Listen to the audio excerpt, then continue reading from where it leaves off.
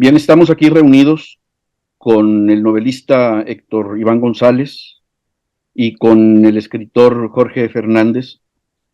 Vamos a presentar la novela del primero, que se llama Una leona rampa en la noche, una novela que ha sido publicada acá en España por nuestra querida editorial Ediciones Carema. Me voy a permitir leer la ficha biográfica de Jorge. Jorge Fernández nació en la Ciudad de México en 1962. Es narrador, ensayista, candidato a doctor en historia por la Universidad Complutense de Madrid. Ha sido becario del Sistema Nacional de Creadores, Premio Nacional Atanasio G. Saravia de Historia Regional Banamex 1987 por La Soledad del Silencio, Premio Nacional de Cuento Efrén Hernández por Noche de Ronda. Su novela La Emperatriz de Lavapiés fue finalista del primer Premio Internacional Alfaguara 1998. Fue agregado cultural de México en España.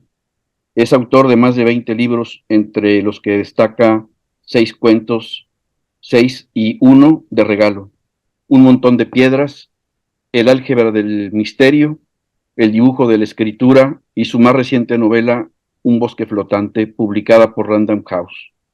Actualmente reside en Madrid, España, dirige la maravillosa librería Pérgamo y es padre de Santi y de Bastián, los talentosos músicos del grupo Suaras.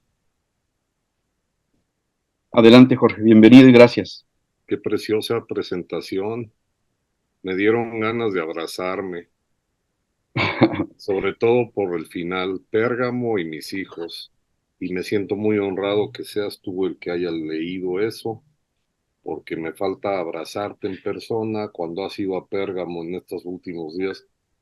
Estoy oscilando en una gripe que va y viene, y entonces he tenido días en que no puedo ir y me duele no estar en la librería porque afortunadamente terminé haciendo lo que en realidad siempre quise hacer, que es habitar todos los días entre libros. Esto me sirve de entrada para justificar mi presencia en la presentación.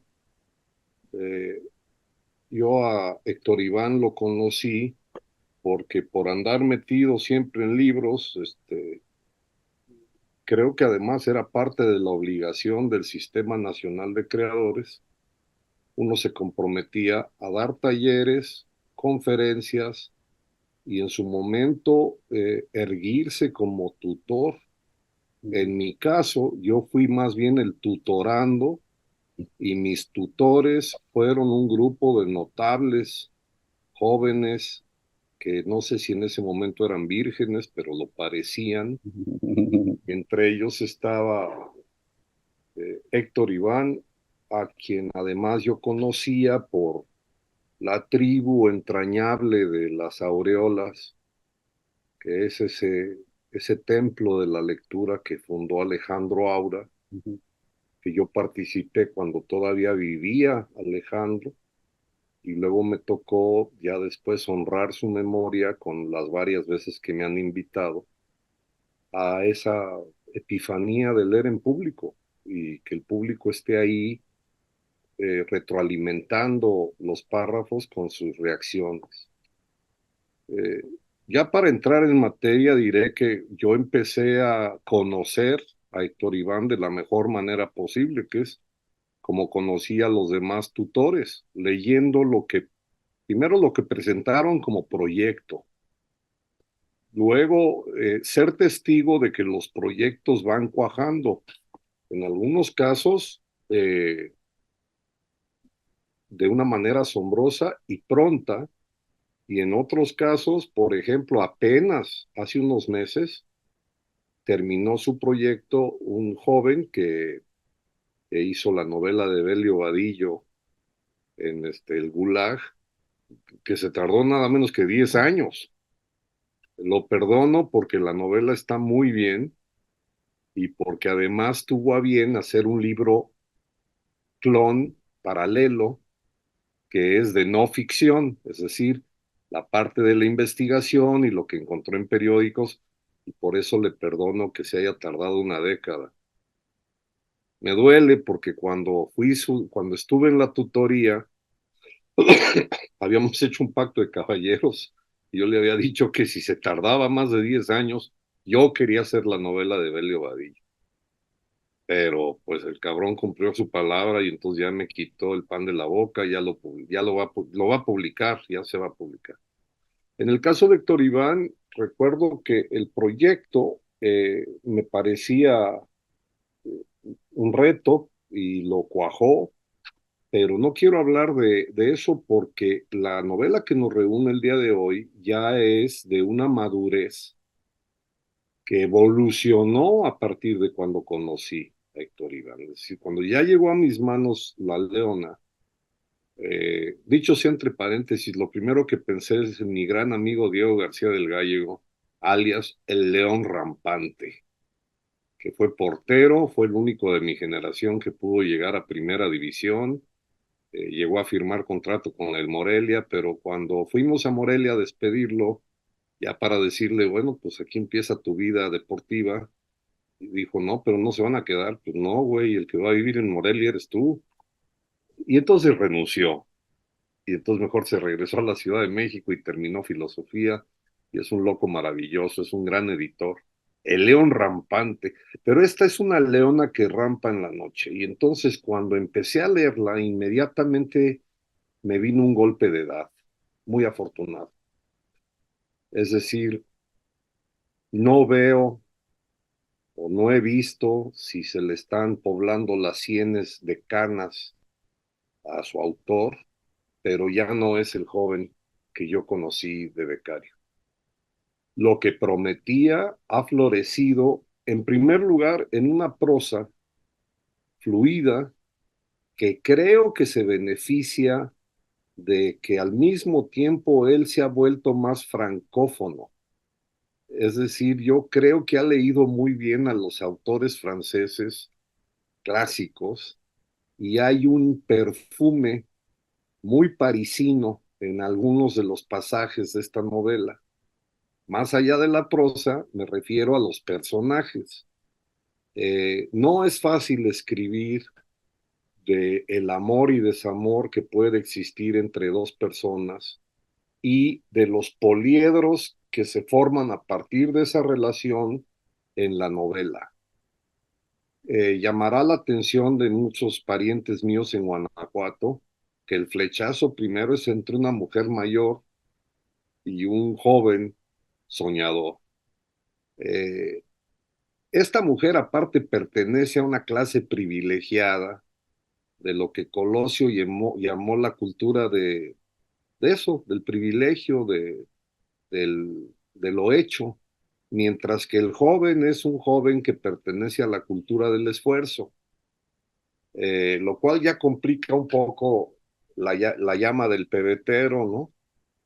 En ese sentido, también creo, no lo sé, pero creo que estamos ante una novela que se escribió en voz alta, porque los diálogos son absolutamente creíbles y eso hace que los personajes también sean palpables. Yo en momentos creí reconocerme y reconocer a algunos de mi generación y otros más jóvenes en las biografías que uno se va armando cuando lee una novela. Cuando lees una novela, inevitablemente te vas armando el retrato del personaje y por ende vas memorizando primero lo que te regala el autor como datos fehacientes de eso que se llamaba antes media filiación, ya no sé si se dice así, y no sé ni por qué se decía así, que es el retrato de cuando nos detenían y nos llevaban a la delegación, ¿no? Eh, una vez que vas memorizando al personaje, o bien se vuelve entrañable o bien se vuelve insoportable. En este caso, quizá porque yo mismo leí algunas de las partes en voz alta, eh, no es que se me volvieran entrañables, pero se me volvieron inolvidables. Es muy complicado explicar, pero yo creo que puede pasar tiempo y no me voy a olvidar. de estos personajes que le dan pulpa y sentido, aunque una sea solamente una letra, una inicial, aunque el otro tenga nombre y apellido, aunque tengan una temporalidad que empieza con la primera página y que sí termina cuando termina la novela. Desde luego que no estamos ante un libro que yo crea que vaya a tener segunda parte, ni tercera parte, ni se te ocurra, porque lo cuajaste, mi querido Héctor Iván, y lo que hay que esperar es lo que viene ahora. Sé que la última vez que nos vimos en México, aparte de que fue pretexto para que fuésemos atacados por un demente imperdonable, fue también motivo de gran alegría recibir tu libro de cuentos.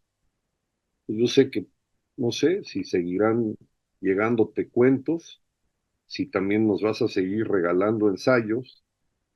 Conozco la profundidad de tu pensamiento y la capacidad que tienes para calar la hondura de un tema de lo que llaman no ficción, pero más bien también quedo a la espera de las otras novelas, porque partiendo de esta, yo creo que te va a ir muy bien como novelista, mi querido Héctor Iván, y te felicito. Esto quiero decir como primer saque, y yo también quisiera participar más bien en una conversación porque tengo varias inquietudes. Una, que ya la manifesté, si es que se escribió en voz alta. Eso me intriga mucho saberlo. Dos, si se escribió a mano o si esto fue directamente en pantalla. Y luego, ¿qué tanto estuviste corrigiendo en papel, en los márgenes, para ir armando el rompecabezas? No podemos revelar muchos secretos porque no quiero echarle a perder la novela a los lectores, aunque ya me ha tocado asistir a alguna presentación. Recuerdo una de Héctor Aguilar, Camino en Bellas Artes, que nos narró completito el libro y sí se paró un fulano y en voz alta dijo, pues gracias, porque ya no lo voy a comprar.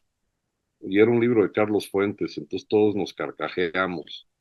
Y Carlos creo que se ofendió porque no iba a haber venta de libros después de que nos lo platicó todo. Entonces yo no quiero platicar todo, pero sí me interesa primero la cocción, la parte de la cocina, porque cuando nos conocimos también creo que la vida te permitía estar más tiempo metido en tu proyecto.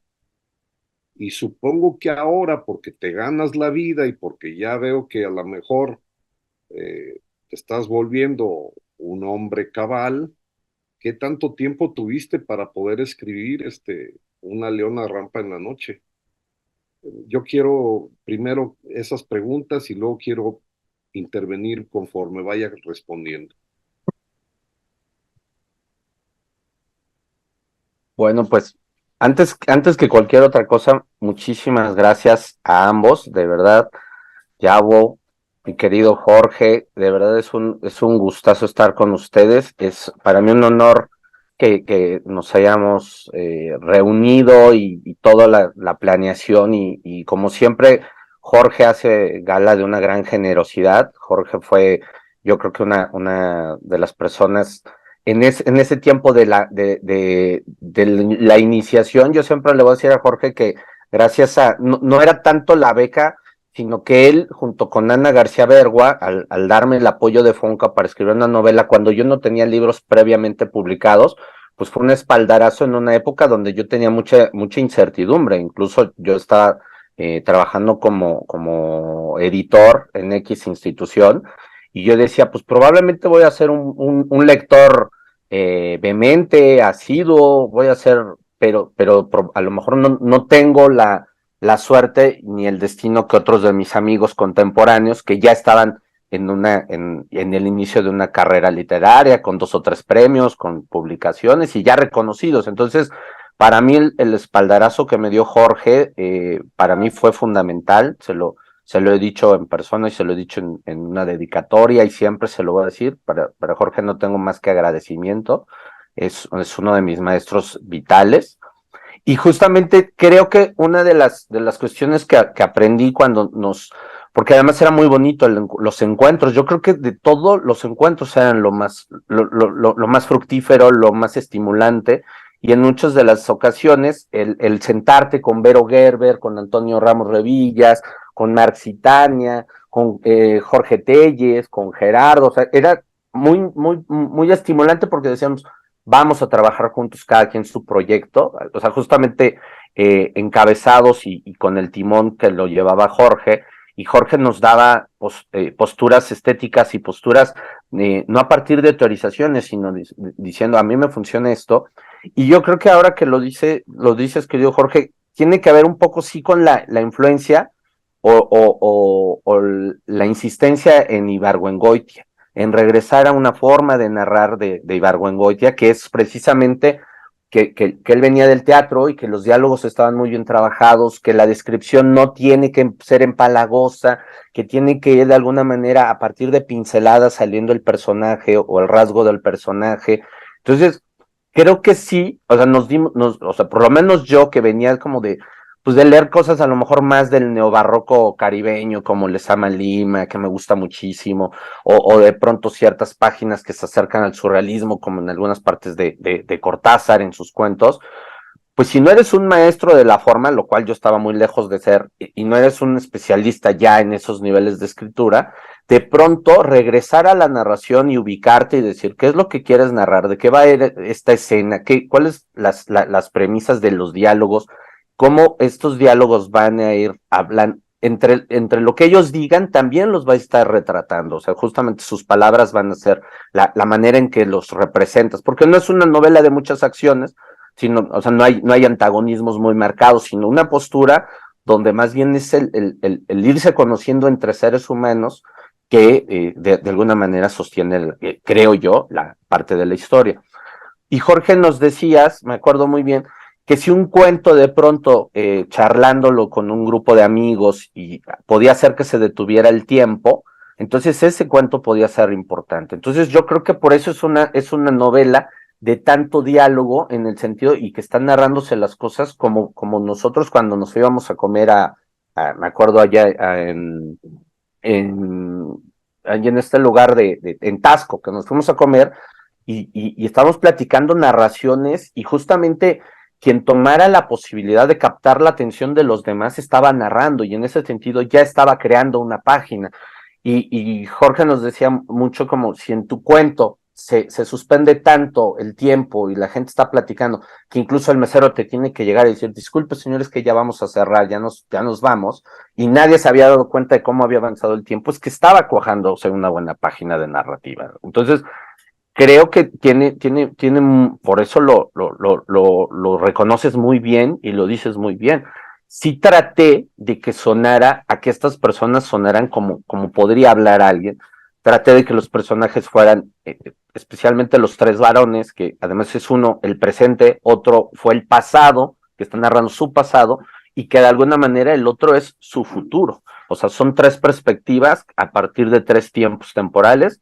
Uno es con una mujer más joven, otro es con una mujer mayor, y otro es con su pasado, con una mujer que lo hipnotiza y que lo azora. En ese sentido también el reto de darle voz a la uruguaya era muy importante para mí, imaginar y de pronto yo decía, es que quiero escribir algo en lunfardo, pero que no suene forzado, o sea, por mucho que yo leo a Borges o a Benedra o a Barón Visa o a Fogwill, de pronto si me pongo a escribir así, pues se van a reír, me van a decir, oye Héctor Iván, ubícate, no eres ese narrador, no, por mucho que lo sepas entender, no lo... Entonces yo dije, pero sí quiero un personaje que me dé las posibilidades de decir esas frases, ¿no? Y de Prepo, y Bancar, y Cafillo, y todas esas cosas que leemos en Art y que leemos en Cortázar y que nos gustan tanto, pues de pronto la personaje uruguaya me dio la oportunidad de inventarme. Pero claro, como dices, Jorge, o sea, sí fue mucho en función de estar escuchando, fue escrita 100% a mano, fue escrita en varios lugares, porque también me acuerdo una cuestión que dice Norman Mailer, que es, haz una cita con tu escritura, o sea, a tal hora, de tal día, tú ese día ese horario no lo vas a dedicar a otra cosa que escribir. Y justamente creo que Barico decía, escríbelo en lugar cómodo, donde tú podrías charlar por horas, y así siéntete en la escritura. Entonces, claro que tiene mucho que ver, lo detectas de primera mano muy bien, parte desde la oralidad, parte desde tratar de que esté en voz alta, y con yo creo que sí es uno de los, una de mis Penélopes a donde quiero llegar, es el estilo de Ibargüengoitia. No puedo hacer el humor, o sea, no lo intenté porque también creo que si no me lo estaba dando el estilo, no me lo estaba dando los personajes, no lo iba a forzar, como en Ibargüengoitia, que le sale maravilla. Pero justamente sí traté de narrar, y con base en eso, que los personajes se fueran presentando por ellos mismos, ¿no? Entonces, me encanta tu pregunta y me encanta que lo hayas detectado totalmente. Bueno, paréntesis, antes de que Yabo diga cualquier cosa, necesito felicitarlo porque la editorial, ahora que soy librero, sopeso y sé aquilatar lo que se juega un editor al invertir en la publicación de un libro. Los que no han leído esta novela ya, con lo que acaban de escuchar por el propio autor, pueden decir, ah, carajo. Entonces esto no está tan sencillo como parecería. Es decir, esto no es una golosina trivial y facilona. Esta es una novela que precisamente merece estar en el catálogo de una editorial que se la está jugando por darle voz a los autores hispanoamericanos que más que prometen, cumplen, y no ha de haber sido muy difícil aterrizar como editor el de estas voces de pasado, presente y futuro. Y ahorita que te proyectaste y dijiste que fue la teibolera la que te ayudó a manifestarte, quiere decir que prácticamente tú lograste hacer un striptease y ya te encueraste como autor y el editor se dio cuenta de eso.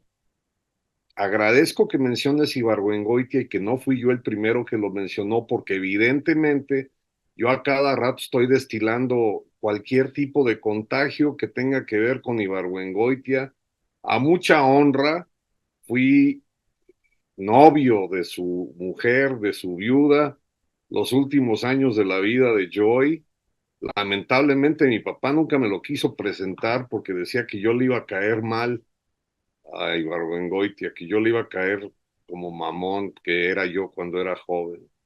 Lo lamento, pero bueno, lo conozco y lo reconozco siempre que lo leo. Pero hay otra cosa que traté de contagiar y por lo visto también se fue transpirando en la época que nos conocimos, que es Bioy Casares. Bioy también es un narrador que podría perfectamente signar lo que acabas de decir.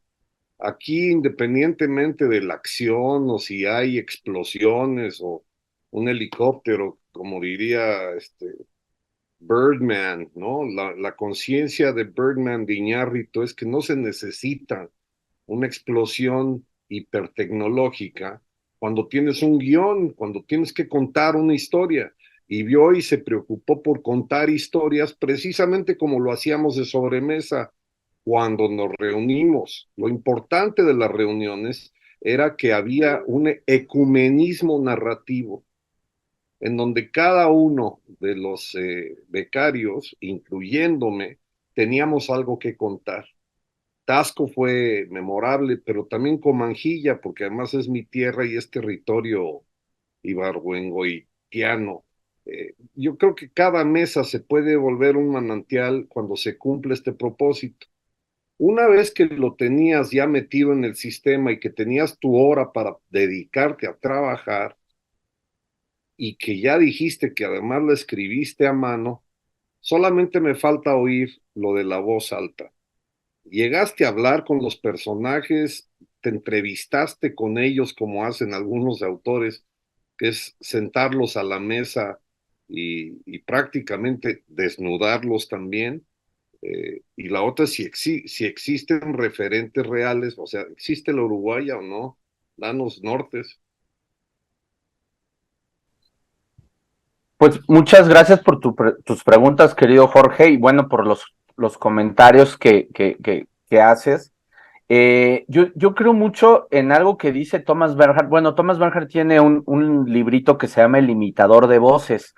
Y creo que un poco el narrador te tiene que volver un imitador de voces. En realidad, para que los personajes puedan tener relieve, tengan ese rasgo de realidad, pues en realidad no necesitan las grandes acotaciones ni las grandes descripciones, ni siquiera tanto contexto, sino que suenen las voces, sino que tenga cierta lógica, cierta verosimilitud, ¿no? Aquí yo citaría a Vargas Llosa, de cómo va a hablar tal personaje. Creo que en algún momento mis personajes, pues tienen como ciertas características. Por ejemplo, pienso que Cuadrado recurre a citas literarias o citas históricas, empieza a hablar de los Knicks de Nueva York, empieza a hablar como de referencias con Jordan y que dice, bueno, qué chiste es irle a Jordan, Jordan ya era Dios, mejor irle a los Knicks de Nueva York, que eran los underdog y subir y crecer con ellos.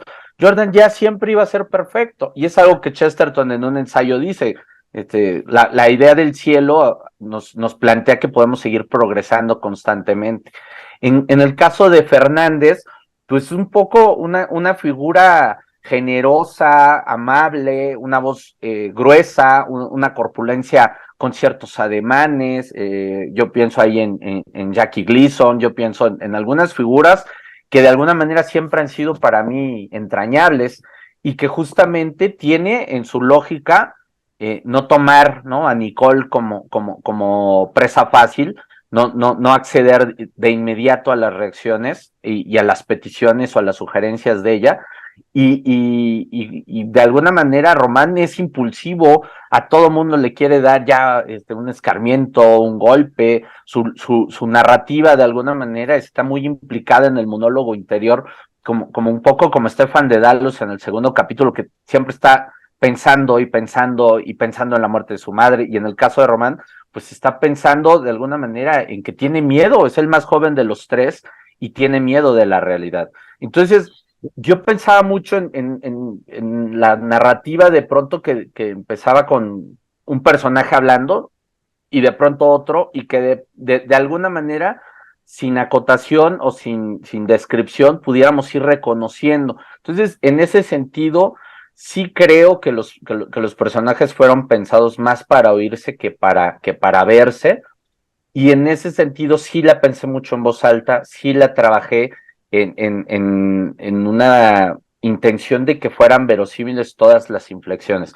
Ahora, por el otro lado, pues a mí me gustaría que el aspecto de M y el aspecto de Nicole y el aspecto de la uruguaya quedaran un poco en ¿ustedes qué creen? ¿Creen que hubo una verdadera uruguaya o no? O sea, también hay allí implícito un rasgo de Onetti. Onetti con el asunto de junta cadáveres y de los burdeles y de este mundo tan de Santa María, me hacía pensar que era un homenaje, poner ahí a la voz de una mujer con estos tonos porteños, me daba la libertad y la posibilidad de utilizar ese argot, porque es un argot de pronto muy de los porteños, de los argentinos, de los bonaerenses y de los montevideanos, que me daba la oportunidad de meter eso. Yo lo que quería es que un personaje hablara así, y pues realmente creo yo que sería muy cuesta arriba, o sea, justamente hacer un personaje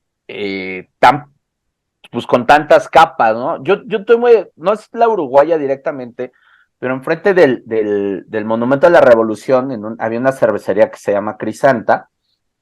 Conocimos una chica que estaba yo con Armando González Torres, un gran ensayista y gran poeta, y esta otra persona, y yo le hice plática a una chica, y esa chica era mesera del Angus. Entonces esta chica, digamos que yo empecé a hablar con ella y casi la traigo a nuestra mesa, de hecho sí se sentó en nuestra mesa, y en algún momento me decía, pues es que yo tengo esta vida, compro un Audi, compro un Mercedes, o sea, la vida resuelta, pero ¿a qué precio? Y en ese sentido, me hice amigo de ella vía Facebook, en un Facebook que no puedes solicitar amistad si ella no te lo admite primero. Entonces, yo a través de entrar a este Facebook de ella, yo podía ver un poco la vida de estas chicas que de pronto tienen muchos lujos, que un día están en Los Cabos y otro día están en Cuba y otro día están en Cancún y tienen unos cuerpazos y están tatuadas y tienen carros que así como un Mini Cooper y ahora un Audi, y que yo nunca me metí a explorar realmente a qué se dedicaba o cómo obtenía su sustento, pero me interesaba echar un ojo a su Facebook, o sea, decir justamente cómo está decorada su casa, y sí son como departamentos muy impersonales, tienen la pantallota, el sistema de sonido, tienen como fiestas y en el fondo hay mucha soledad, o sea, en el fondo hay una vida muy, de alguna manera con muchos lujos, pero quedan, además, esa es la verdadera cuestión en el personaje. Cuando Cuadrado tiene el vínculo amoroso con ella, ¿cómo le va a decir salte de un trabajo que no me gusta cuando ella gana el quíntuple que él? O sea, él en una buena quincena jamás va a ganar lo que gana una mesera de ciertos restaurantes, una teibolera, y pensemos otras profesiones que han proliferado los últimos años. Entonces, para mí me pareció un asunto existencial, real, como un poco los personajes de Onetti. O sea, justamente estoy enamorado de la chica que está en Santa María, en el burdel, y eso como hombre a una persona del siglo XXI, de México, ¿cómo le dices a una chica de esos ambientes, salte, me incomoda, y ella te va a decir, maestro, yo gano, no voy a hacer el equivalente en euros, pero digamos, yo gano $25,000 al mes. ¿Con qué me vas a sacar? O sea, con qué sueldo me vas a cambiar esta vida? Y al mismo tiempo es la contradicción. La misma vida es como decir, y de verdad, para eso estamos viviendo, para ganar dinero lo más que se pueda, y ese es tu último objetivo de vida. Y por ahí hubo figuritas que fueron enriqueciendo a la uruguaya, que creo que es un personaje muy rico y muy interesante. Quiero saludar al poeta José Memimbre, que es fundador de la editorial Carena, y darle la bienvenida a esta presentación de la novela Una leona que rampa en la noche. Bienvenido, José. Bien hallados, un placer y un honor y un gusto, pues, contactar con con esta cultura, con esta cultura mexicana que a mí me seduce, también con esta forma de entrar en el corazón de las personas. Como tú muy bien has dicho, es muy complejo. La economía, por un lado, la riqueza tampoco garantiza la felicidad, y bueno, es una trama muy humana y muy actual y muy universal, ¿no? Muy universal. Y entonces yo quiero expresar mi admiración por la literatura. Yo creo que literariamente estamos aquí en Occidente más constreñidos, más marcados por lo políticamente correcto, y más, bueno, en el fondo más manipulados, ¿no? Por las normas sociales, por lo que es correcto.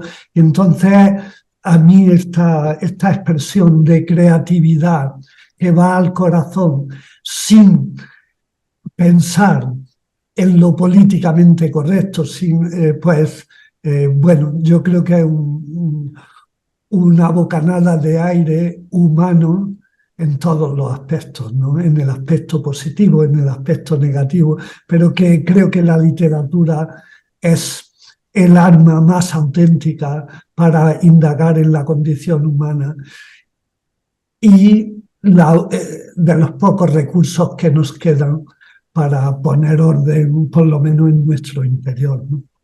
Un placer enorme y gracias a Yabo, porque es el enlace y está haciendo una labor estupenda trayendo a la literatura de Hispanoamérica también, porque realmente es un poco la literatura española desde los 50 por lo menos, que es donde yo se alimenta mucho de la literatura hispanoamericana, porque eso, yo creo que en Occidente estamos como más materializados más.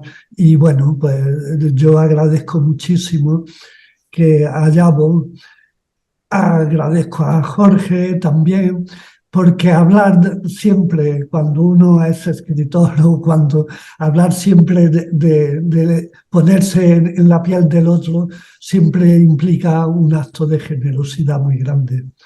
Y por supuesto a Héctor Iván, pues, por, por confiar en nosotros Muchas y gracias.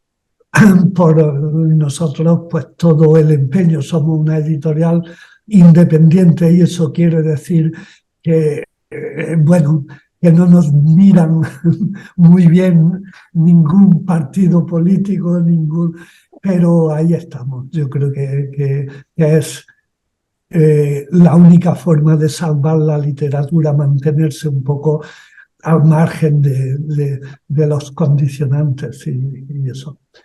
Muchas gracias. Vamos a hacer lo que podamos y también pues nos gustaría bueno, promoverla en España y bueno, en lo que podamos en México, ya tendremos ocasión de hablarlo. Muchas gracias Muchísimas gracias. y bienvenido. Jorge, tienes la palabra. Ole, ole y enhorabuena. Tenía que hablar un poeta para ayudarme a desatorar todo el fango que traigo en la cabeza. Yo venía pensando precisamente en esta especie de cultura carcelaria que se ha impuesto con lo políticamente Sí, correcto. sí, sí. En los estadios de fútbol ya no se puede fumar. En los partidos, por muy polémicos que sean, ya no se puede protestar. Hay vigilancia en las plateas por si uno llega a insultar, como se acostumbra y como debe de ser, al árbitro, al abanderado o al jugador, y te pueden pedir que abandones el estadio. Bien visto, si eres fumador, pues te conviene abandonar el estadio, irte a casa y en casa mentar madres. En el lugar en donde mentamos madres es en donde está la literatura. Y eso lo Ya, entendió muy bien Héctor Iván, sí, eh, porque repito que ha habido un proceso de maduración bastante afortunado en la medida en que consta que aprendió francés y ha leído a franceses en francés, que es muy diferente a quienes han leído a franceses en traducción. Por lo que acaba de decir él, yo celebro que haya hecho la metáfora de la imitación de voces para poder cuajar a los personajes, porque yo soy hijo de un imitador de voces. Mi padre trabajó muchos años en la radio, llegó a dominar más de 100 voces, tenía el don de poder imitar instantáneamente, es decir, en cuanto escuchaba una voz, era capaz de imitarla. Mis hijos también son muy buenos imitadores porque eh, heredaron ese don y entonces haber hecho alusión a la imitación como un recurso, la imitación de voces como un recurso para perfilar al personaje o los personajes, me pareció un acierto también en otro sentido, Héctor Iván. Yo no sé si lo habíamos comentado, pero hay una proliferación de autores jóvenes de tu camada e incluso menores que están pensando siempre en hacer una serie en Netflix o que se haga película lo que entregan, en cuyo caso deberían asumir que están escribiendo un guión y ya, no una novela. Cuando llegan a algún taller que yo imparto, que se trata taller de cuento novela, lo que hay que decirles es, pásate a la otra aula en donde hay personas que saben más de eso que yo. Yo lo que me voy a preocupar es por la encarnación fonética del personaje, palpable en el imaginario. Si la uruguaya se construyó a partir de las imágenes de varias chicas que nos redoblan el ingreso a todos los que estamos conectados en esta pantalla, en primer lugar da mucha envidia, pero en segundo lugar le da una pureza al personaje de la uruguaya que no se lo daría si tú dijeras es tal cual el retrato de una chica que conocí en tal lado. Eso es una crónica periodística, pero eso no va en la novela. Claro. Y por último, bueno, me desencanto un poco porque yo pensé que Fernández era yo. Me sentí muy identificado con ese personaje que yo veía tendiente a la gordura, me lo imaginaba tal cual con mi rostro, haciendo esas citas literarias en donde parecería que roza con la erudición. Yo quiero seguir el ejemplo que puso nuestro poeta y editor. La novela es un alivio en tanto que es una ventana para el mundo que realmente nos interesa a quienes amamos la literatura. Claro, Quienes se preocupan por otros medios de expresión, incluyendo los pintores o los videoastas, como les llaman ahora, esa es otra historia. Aquí lo que pesan son los párrafos. Los párrafos fueron muy bien cuidados y contienen la esencia, que es prosa. Y en ese sentido, yo repito, enhorabuena, Héctor Iván, yo te seguiré leyendo. Muchas gracias, querido Jorge. Yo coincido en el asunto justamente con lo que decía maestro José, porque de alguna manera la incorrección política es una manera de ver las cosas de otra manera. O sea, justamente cuando los regímenes que se creen perfectos, absolutos, que creen que son verdades encarnadas o que son el mejor de los mundos posibles, de pronto la incorrección gira un ángulo diferente y ve la perspectiva y decir, no vives en el mundo perfecto, no eres la consumación de nada, no eres el Mesías de nada.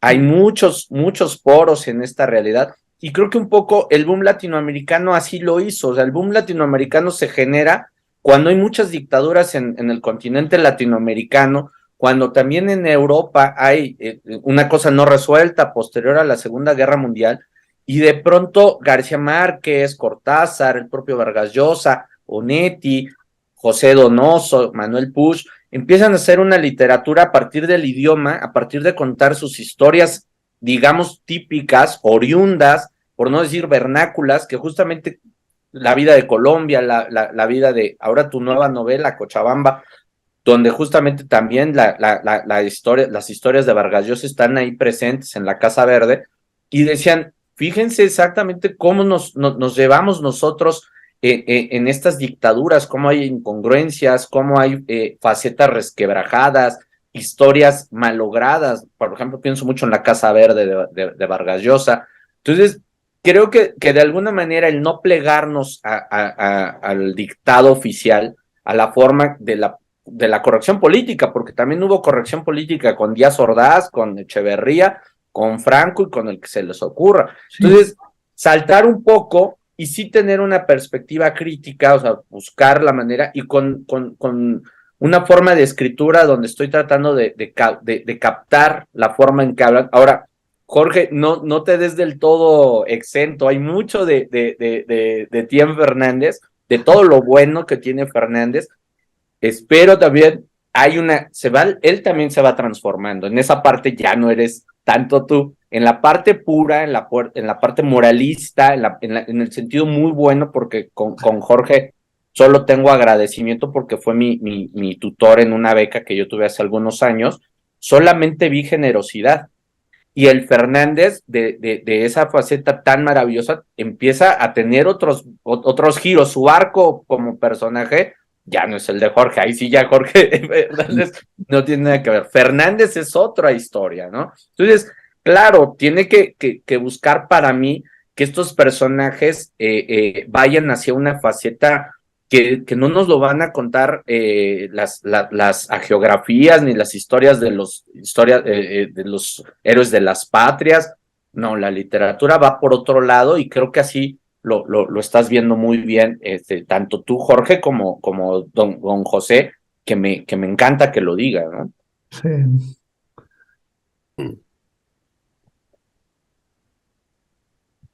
Pues yo creo que terminamos aquí, ¿no? Yo quisiera nada más, si no lo hice ya, y si lo hice, repetirlo. Una felicitación especial al empeño heroico y editorial, al escaparate que nos están ofreciendo a las voces hispanoamericanas en la apuesta, que es verdaderamente muy arriesgada por hacer libros, y a su vez un aplauso nuevo a Héctor Iván y a quienes estén de veras escribiendo con honestidad ante la pantalla o página en blanco. Ahora que mencionaste el boom, no hay que olvidar que también pertenecieron a una época que se condensa, por ejemplo, en la metáfora que decía Gabo de la Rue Cuyas en París. Había tanto exiliado habitando los hostales de ahí que hubo una noche que alguien gritó, murió el hombre, y todos salieron a los balcones creyendo que había muerto su respectivo dictador, y eso Totalmente. significaba que podrían regresar a su patria. Ojalá y no nos toque, aunque cada día veo más mexicanos en Madrid como una especie de alud de exilio de la demencia, pero ante cualquier locura se impone mejor aún la locura que nos une y de la cual estás muy contagiado, que es la literatura. Entonces, enhorabuena a quien Muchas gracias. hace literatura y a quien la pone en papel, la imprime y la distribuye. Muchas gracias. No, muchísimas gracias, Jorge, por tan generosas palabras. Además, Jorge es, yo creo que uno de los hijos preferidos del boom, ¿no? Eras tan cercano de García Márquez y El Bosque Flotante, su novela más reciente, bueno, hasta ahora Cochabamba, yo creo que es uno de los reflejos, y además es una novela muy prustiana, muy a partir del recuerdo y de la creación de unos personajes también entrañables. A partir de, también ahí está el oscuro, ahí está el aspecto tenebroso, ¿no? De la humanidad, ¿no? Desde lo que cuentas que sucede en Washington. Es una novela que yo escribí sobre ella y creo que también fue un campanazo en el sentido de que ya llevabas una obra de más de 20 libros y cuentos que los hemos comentado. Yo he detenido fiestas para leerles cuentos de Jorge y me lo han agradecido buenos amigos. Y ahí, entonces, y ahí termina la fiesta. En ese no, se toma otro nivel, sube de nivel. Fiesta, ya todo el mundo se va a su casa. No, de regalo yo lo leí a un grupo de amigos, que es uno de los cuentos más extraordinarios, yo te lo he dicho, y justamente que también que pasa ahí a las puertas de Madrid y que pasa ahí a las puertas de la Plaza de las Ventas, entrañable, sí, porque esta novela también es una novela mucho sobre la amistad. Creo que eso es algo que a mí me parece importante. Todo el tiempo es diálogo a partir de escuchar al otro y de dejarse invadir por el otro. Entonces, creo yo que es importante que se restablezca este diálogo para que no haya una voz que nos quiere marcar la realidad, que nos explique lo que está pasando, que digiera y que diluya lo que realmente está sucediendo, y más bien es como codo a codo de, oye, ¿y a ti cómo te va, no? ¿Cómo vas tirando? ¿O cómo va esto?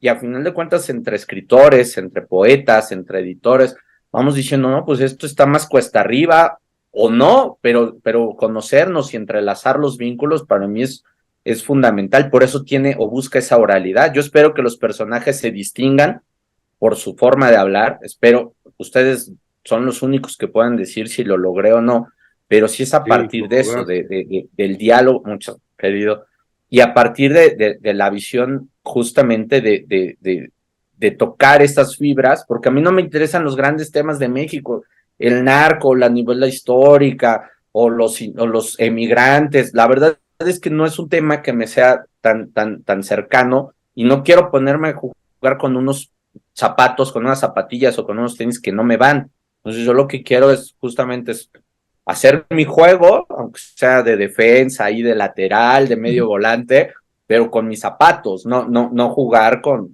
unas zapatillas que me van a quedar grandes o me van a quedar chicas, en el sentido de que no va a ser mi número, ¿no? Entonces, yo de verdad agradezco mucho, Jorge, José, querido Yabo, su lectura, su generosidad. Para mí ya esto justifica, pues sí fueron varios años de escribirla en bares, en cafés, copiarla luego en la computadora, porque yo escribo a mano, y bueno, llegar a aterrizarlo y tener con un grupo de amigos tan generosos como ustedes, de verdad ya justifica todo el esfuerzo. Gracias a ti por haber escrito esto, ¿no? Gracias. Para mí un honor, y todo lo que podamos hacer, pues estamos en la misma línea y con la misma pasión. Muchísimas gracias a todos. Muchísimas gracias y hasta pronto.